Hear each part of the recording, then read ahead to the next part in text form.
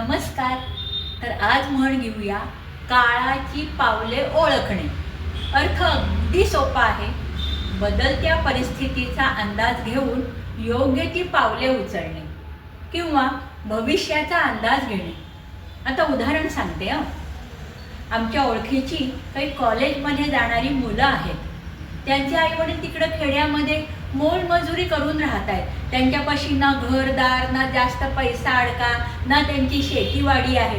पण ही मुलं कॉलेजमध्ये येऊन नवीन तंत्रज्ञानाचा व्यापार शिकतायत किंवा AI शिकतायत किंवा नवीन नवीन गॅजेट्स शिकतायत किंवा ऑनलाईन शिक्षण घेत आहेत. ही मुलं काय करतायत? काळाची पावलं ओळखून त्यांचं आयुष्य सुखात जाईल. किंवा आमच्या ओळखीचे एक गृहस्थ आहेत.